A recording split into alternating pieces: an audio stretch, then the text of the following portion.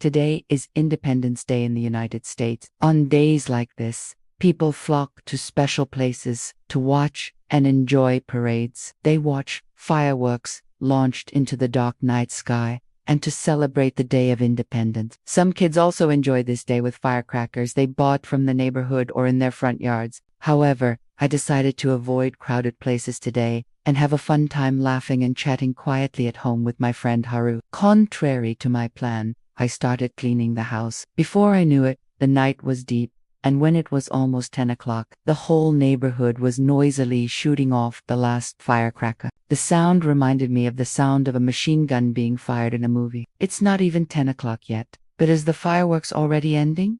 I asked Haru curiously. Have there ever been regulations that required all fireworks to end before 10 p.m.? Of course not. And in Illinois, where I live, I learned that noise regulations begin after 10 p.m. I learned that the rule is that they usually end by 10 p.m.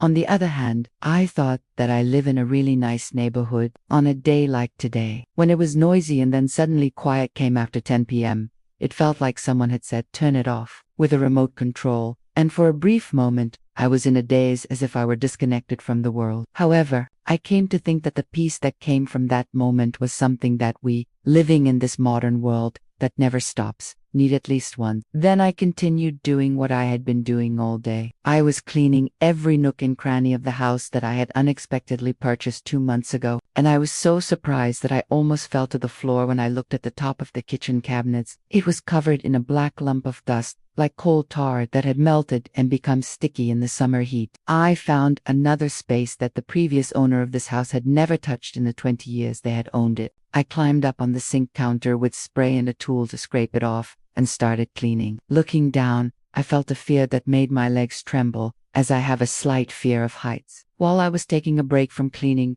I sent a message to my friend Haru.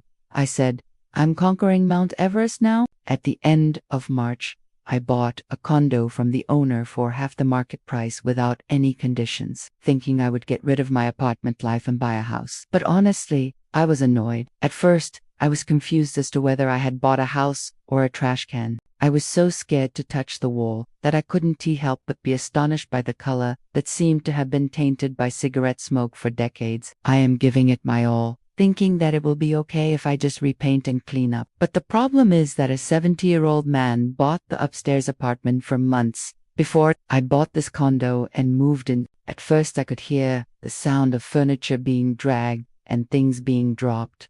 So I tried to endure it, but the problem is that this man sleeps during the day and does housework without rest at night. So my stress is rising to the top of my head. I thought it would get better, but a day or two passed, and now it has been 8 months, and there is no sign of it stopping. When I talk to him face to face, he seems to be a very kind person with no problems. But he is awake when everyone is asleep, and he lives a life that is the opposite of that of ordinary people who sleep during the day when everyone is working. And he keeps telling his neighbors, including me, to come see how nicely he has decorated his house. I keep refusing, saying that I am grateful, but I will not go. I keep my distance, but he continues to do incomprehensible things. If you have to continue to live next to someone who is doing something unusual, for example, if someone were to spread birdseed in your front yard and play loud rock music at 6 a.m., turning it into a playground for wild animals because of the birds' food, what would you do? Let me know what you think.